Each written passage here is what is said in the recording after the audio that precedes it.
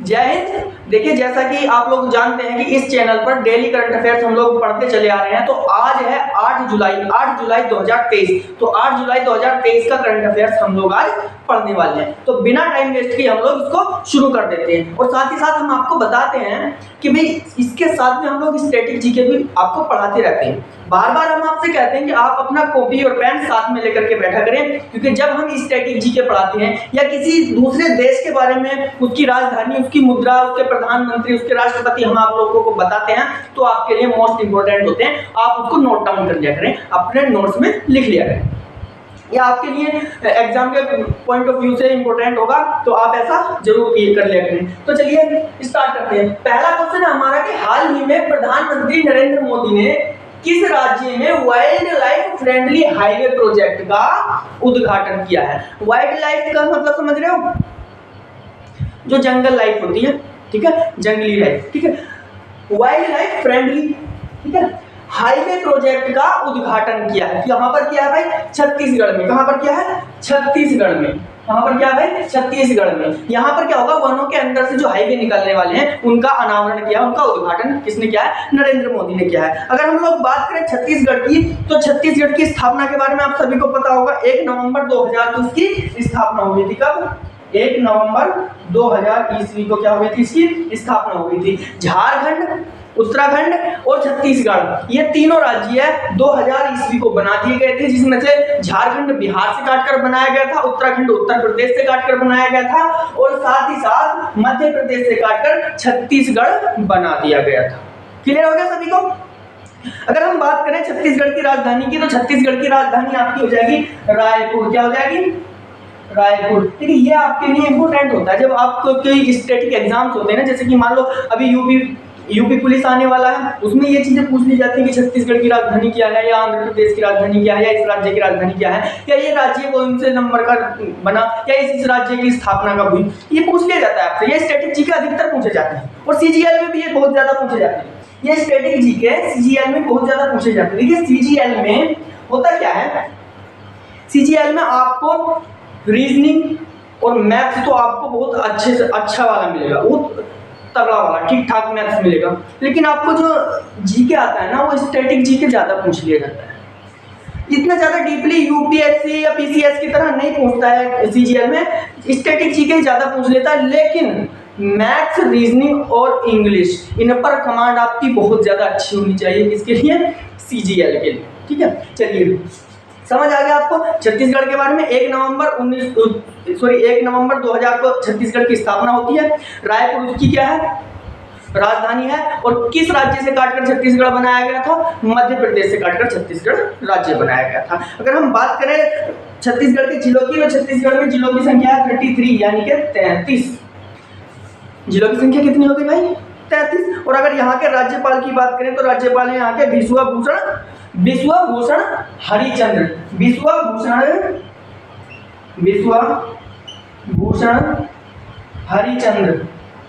हरिचंद्र कौन है? यहाँ के राज्यपाल हैं।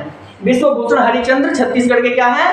राज्यपाल हैं। बार बार आपको समझा रहे हैं, आपको याद कर लेना है, और हम बार बार कहते हैं कि क्लास में ही याद करो तो अच्छा होगा।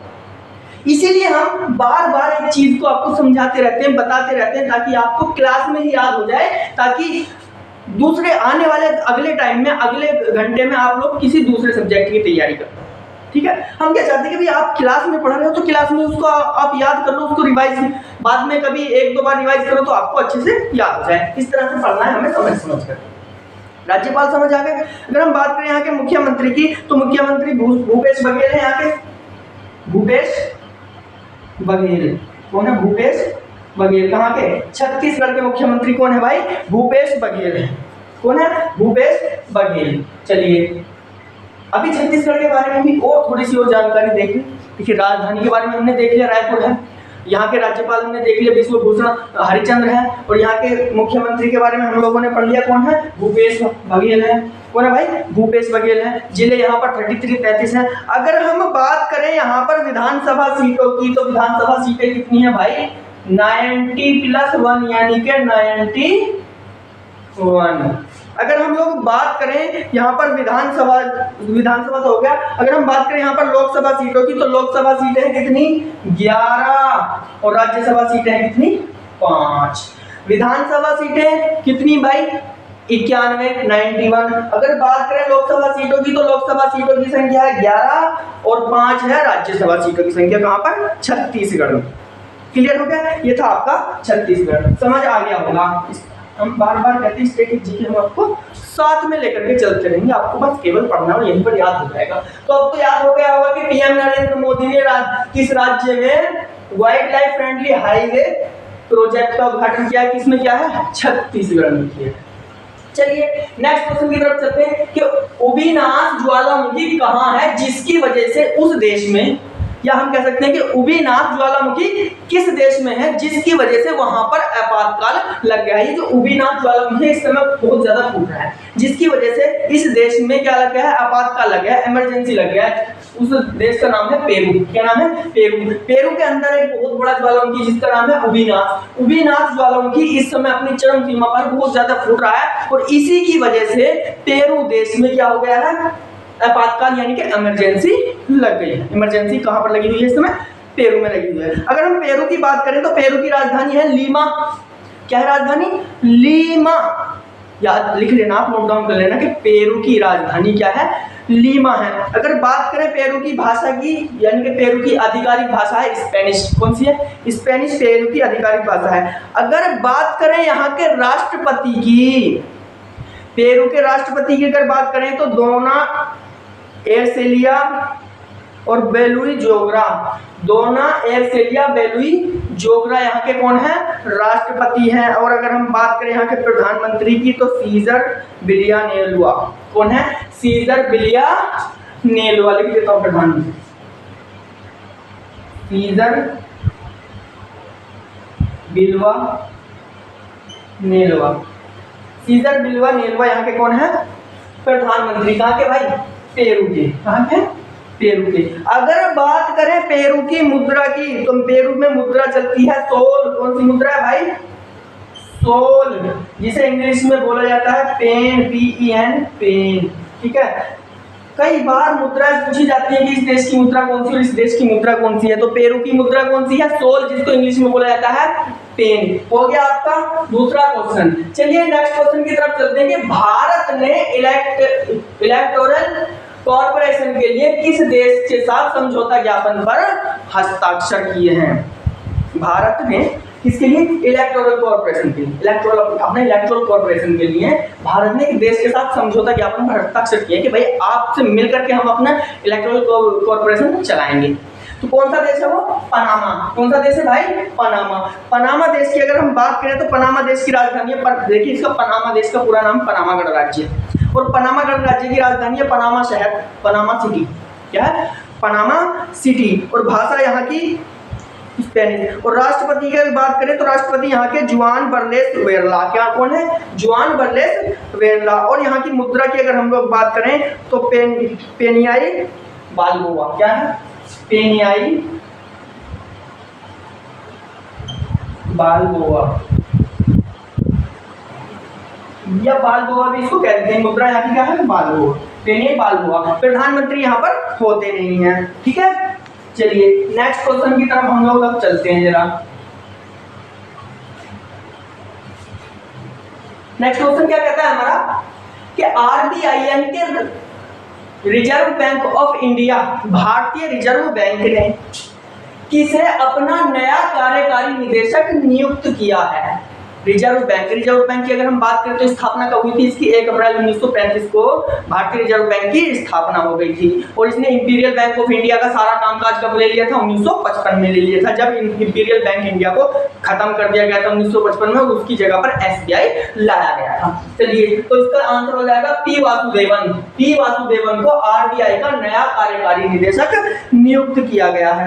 उसके बाद अगर हम लोग बात करें कि FIH hockey pro league 2022-23 season का चैंपियन कौन सा देश बना है? कौन सा, किस खेल का? FIH हॉकी प्रो लीग जो 2022-23 सीजन चला, इसका जो चैंपियन रहा है कौन सा देश रहा है? नीदरलैंड रहा है। कौन सा देश रहा है? नीदरलैंड। नीदरलैंड की राजधानी की अगर बात करें तो एम्स्टर्डम इसकी राजधानी है। ठीक है, अगर हम इसके सम्राट की बात करें तो सम्राट इसके विलियम अलेक्जेंडर है। कौन है भाई? विलियम अलेक्जेंडर इसके सम्राट हैं। अगर इसके प्रधानमंत्री की बात करें तो प्रधानमंत्री इसके मार्क रुट्टे हैं। कौन है? मार्क रुट्टे।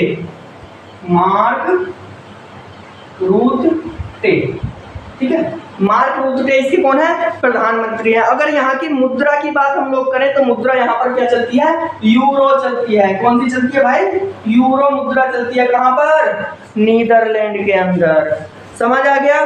नेक्स्ट क्वेश्चन की तरफ चलिए हम। नेक्स्ट क्वेश्चन है एनसीसी कैडेटों के बैंक खाते खुलवाने के लिए किस बैंक के साथ समझौता किया गया है? एनसीसी कैडेट होते हैं नेशनल कैडेट कॉर्प्स, जो कि आपको 11th क्लास में भी मिल जाता है। पहले 2 साल का होता था एनसीसी, अब 3 साल का कर दिया गया है। जो आपको 11th क्लास में मिलता है, 12th तक तो आप अपने इंटर कॉलेज में उसको चलते हैं लेकर के। फिर उसके बाद आप देखते हैं कि किस डिग्री कॉलेज में आप ही की बटालियन, जिस बटालियन से आपने एनसीसी का बी सर्टिफिकेट लिया है, अगर सी भी आपको चाहिए तो किस कॉलेज में उसी बटालियन का एनसीसी है, उसी कॉलेज में आपको जाना पड़ेगा। ठीक है, जैसे कि हम 33 बटालियन से थे मुरादाबाद। अब 33 बटालियन हमारे यहाँ पर तो नहीं थी, तो हमें जाना पड़ता था मुरादाबाद किसी कॉलेज में एडमिशन लेने के लिए। वहाँ पर एडमिशन लेकर के सी सर्टिफिकेट लेना पड़ता था। ये होता था। तो किस बैंक के साथ समझौता क्या है? SBI के साथ। अब कई बच्चे ये समझ रहे होंगे कि SBI के साथ समझौता क्या है, कैडेटों के खाते खुलवाए गए हैं, तो उसमें होगा क्या? देखिए क्या होता था पहले, लगभग 2017 से पहले, 2017 से 2015 से पहले, 2015 से पहले जब कैडेट एनसीसी कैडेट परेड करते हैं, हफ्ते में 1 बार होती थी, अब हफ्ते में 2 बार होती है। एक वीक में 2 बार परेड होती है। ठीक है, जिस तरह से स्टाइल मार्च, फुल फीट मार्च, पूरा मार्च फौजी करते हैं, उसी तरह से पूरी ट्रेनिंग दी जाती है एनसीसी कैडेट्स को। ठीक है, आधा फौजी एनसीसी कैडेट्स को बोला जाता है। एनसीसी का मोटो भी होता है अनुशासन और एकता। ठीक है, यूनिटी एंड डिसिप्लिन एनसीसी का मोटो होता है, यानी कि उसका उद्देश्य क्या होता है? अनुशासन और एकता होता है। होता क्या है, जब परेड होती थी तो परेड के तुरंत बाद जो एनसीसी का एक टीचर को एएनओ बनाया जाता है, उसी स्कूल में जो एक टीचर पढ़ाते हैं उनमें से किसी एक को एएनओ बनाया जाता है एनसीसी का। वो एएनओ उन सभी कैडेट्स के लिए केला, समोसा या कोई भी फ्रूट्स, बहुत सारी चीजें उनके लिए खाने के लिए लाता था। कैडेट्स क्या करते, उसको बोला जाता था रेफरेंसमेंट। क्या बोला जाता? रेफरेंसमेंट उसको बोला जाता था। ठीक है, कैडेट क्या करते, परेड करने के बाद उनके लिए रेफरेंसमेंट लाया जाता, जिसमें कि फ्रूट्स और बाकी चीजें खाने के लिए आती थी। बोला जाता था कि पर कैडेट उस समय 30 से 35 रुपया पर कैडेट दिया जाता था, कि भाई एक कैडेट को 30 से 35 रुपया एक परेड के लिए दे दिया जाता था। लेकिन होता क्या था, बोला जाता था कि एनसीसी एएनओ साहब एक बच्चे के लिए 10 से 15 रुपए का ही सामान लाते, बाकी सब अपने पास रखते। उसके बाद सरकार ने क्या किया कि अब क्या करेंगे, जो एनसीसी कैडेट्स का रेफरेंसमेंट होता है उनकी अटेंडेंस के हिसाब से कि कितनी उसने परेड की, उसी हिसाब से पैसा उसके खाते में जमा कर दिया जाया करेगा। आपके एनसीसी रेफरेंसमेंट का जो भी आपका एनसीसी रेफरेंसमेंट होगा वो आपके खाते में जमा कर दिया जाया करेगा। तो कौन से खाते, किस बैंक में खाता खुलवाया जाएगा? SBI में खुलवाया जाएगा। ठीक है, SBI की अगर हम लोग बात करें तो इसकी स्थापना कब हुई थी? 1955 में हुई थी। हम थोड़ी देर पहले बात कर रहे थे कि इंपीरियल बैंक ऑफ इंडिया का सारा काम काज किसने ले लिया था? RBI ने ले लिया था। तो उसका अब कोई काम नहीं बचा था, तो इंपीरियल बैंक ऑफ इंडिया की जगह SBI state bank of India लाया गया था। मुख्यालय इसका कहाँ पर है? मुंबई में है। जिस बैंक के लास्ट में ऑफ इंडिया आए उसका मुख्यालय सीधा लगा देना कहाँ पर? मुंबई। कहाँ पर है? मुंबई। ठीक है, चलिए नेक्स्ट क्वेश्चन की तरफ हम लोग चलते हैं कि राष्ट्रीय उपभोक्ता विवाद निवारण आयोग का अध्यक्ष किसे बनाया गया है? तो किसको बनाया गया है? जस्टिस AP शाही को। किसको बनाया गया है भाई? जस्टिस AP शाही को बनाया गया है। ठीक है, चलिए नेक्स्ट क्वेश्चन की तरफ हम चले। नेक्स्ट क्वेश्चन क्या कहता है कि भारतीय क्षेत्रीय नेविगेशन सैटेलाइट सिस्टम पर आधारित देश के पहले हैंड हेल्ड नेविगेशन डिवाइस का अनावरण किया गया। वो किसने किया? एलन जियो सिस्टम ने। किस सिस्टम ने किया है? एलन जियो सिस्टम ने किया। देखिए नेविगेशन क्या होता है, आप गूगल मैप चलाते हो, मैप में आपको जाकर रास्ते बताने का जो काम होता है उसको नेविगेशन बोला जाता है। तो ये भी क्या कर रहा है, आपको रास्ते बताने का काम करेगा, जिसमें भारतीय क्षेत्रीय नेविगेशन सैटेलाइट क्या होगा, एक इस तरह का सैटेलाइट है जो कि सभी रास्तों की जानकारी रखेगा और आपके ऐप पर डाल देगा। क्या? नेविगेशन। उसके पूरा उसके जानकारी रख करके आपके ऐप पर डाल देगा, आपको साइट पर डाल देगा एक सैटेलाइट। ठीक है, आपको रास्ते खोजने में कोई परेशानी फिर नहीं होगी। और अभी भी नहीं होती है ना, आप आदमी किसी से अब रास्ते नहीं पूछता इतने ज़्यादा किसी से रास्ते नहीं पूछता है, गूगल मैप पर डालता है कि भाई हमें यहाँ पर जाना है और सीधा आप उसको रास्ता पता चल जाता है। ठीक है, तो एलन जियो सिस्टम, इसका एलन जियो सिस्टम की। अगर बात करें नेक्स्ट क्वेश्चन की, तो नेक्स्ट क्वेश्चन है ईपीआर क्रेडिट पाने वाला देश का पहला नगर निकाय कौन है? ईपीआर एक्सटेंडेड प्रोड्यूसर रेस्पॉन्सिबिलिटी, इसका क्रेडिट पाने वाला, देखिए ये क्या होता है, कार्बन उत्सर्जन के करों को कम करने के लिए, जैसे कि ओजोन पर असर करने के लिए गैसें छोड़ जा रही है, या प्लास्टिक पॉलीथीन होती है उसके प्रयोग को कम करने के लिए जाना जाता है। ठीक है, ये सब चीजें इसके लिए जानी जाती हैं। तो एक इंदौर नगर निकाय ऐसा नगर निकाय है जिसने अपने शहर में, अपने नगर निकाय में, जो कि मध्य प्रदेश का सबसे बड़ा नगर है, कौन सा? इंदौर महानगर मध्य प्रदेश का सबसे बड़ा नगर है, कौन सा? इंदौर ने अपने शहर में क्या किया है? अपने शहर में कार्बन उत्सर्जन को कम करने के लिए बहुत ज्यादा काम किया है, और साथ ही साथ जो प्लास्टिक पॉलीथीन यूज किए जाते हैं, प्लास्टिक बैग यूज किए जाते हैं, उन पर रोक लगाने की बहुत ज्यादा कोशिश की है, और इसीलिए इसको ईपीआर का क्रेडिट मिल गया है। तो कौन आंसर क्या होगा इसका? इंदौर नगर निकाय। ईपीआर क्रेडिट पाने वाला देश का पहला नगर निकाय कौन होगा? इंदौर नगर निकाय। स्क्रीनशॉट लेने के लिए आपको टाइम दे दिया जाएगा। चलिए नेक्स्ट क्वेश्चन क्या कह रहा है कि भारत ने कहां आईआईटी परिसर की स्थापना करने के लिए समझौता किया है, या यूं कहिए कि हाल ही में भारत ने किस देश में अपना आईआईटी परिसर स्थापित करने के लिए समझौता ज्ञापन पर हस्ताक्षर किए? तो किस देश में? तंजानिया में। कहां पर भारत अपना आईआईटी परिसर कहां पर स्थापित करेगा? तंजानिया में करेगा। तंजानिया की अगर हम लोग बात करें तो तंजानिया की राजधानी डोडोमा है। क्या है? डोडोमा। और सबसे बड़ा नगर इसका दार अस्सलाम है। क्या है? दार अस्सलाम तंजानिया का सबसे बड़ा नगर है। अगर हम बात करें यहाँ के राष्ट्रपति, तो राष्ट्रपति यहाँ के सामिया सुलूहु हसन है। कौन है? सामिया सुलूहु हसन यहाँ के राष्ट्रपति हैं। और प्रधानमंत्री की बात करें तो मिजेंगा पिंडा यहाँ के कौन है?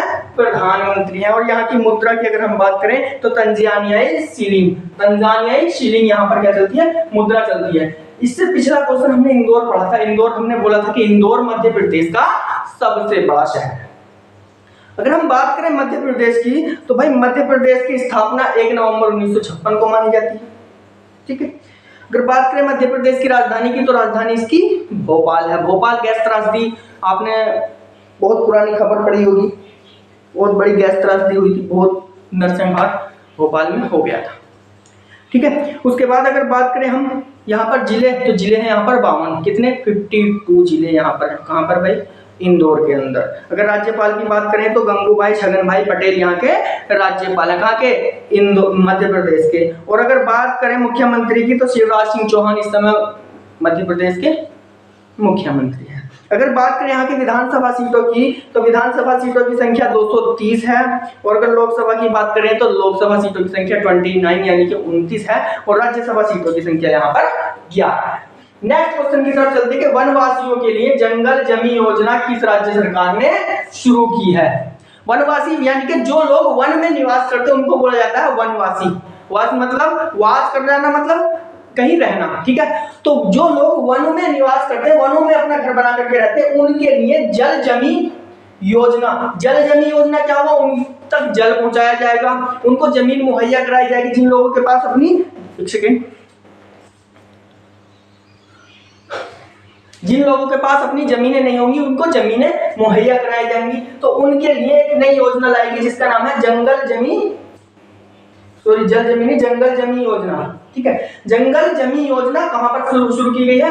ओडिशा में शुरू की गई। किस राज्य में शुरू की गई? ओडिशा में शुरू की गई है। अगर हम बात करें ओडिशा की, तो ओडिशा को राज्य का दर्जा तो 1 अप्रैल 1936 को ही मिल गया था, ठीक है। ये उस समय भी था जिस समय भारत में ये राज्य न होकर के एक समूह में राज्य होते थे, ठीक है। समूह क, समूह ख, समूह ग, ठीक है। इस तरह से राज्य होते थे, जो कि 1956 के बाद इनको खत्म कर दिया गया था।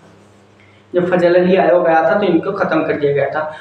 एक बार और इसकी क्लास हम लोग आपको पढ़ा देंगे, ठीक है। राज्य पुनर्गठन आयोग मुझे लगता है कि एक बार और अच्छे से पढ़ाना चाहिए और आपको पढ़ा देंगे, क्योंकि अब यूपी पुलिस की वैकेंसी आ रही है और साथ ही साथ बोला जा रहा है कि यूपी पुलिस की वैकेंसी के 1 महीना बाद ही या उसके साथ साथ ही 9000 प्लस यूपी एसआई यानी कि यूपी दरोगा की वैकेंसी भी आ जाएंगी, ठीक है। तो उसकी भी आपको तैयारी करनी है। अगर बात करें ओडिशा की राजधानी की, तो राजधानी ओडिशा की भुवनेश्वर है। क्या?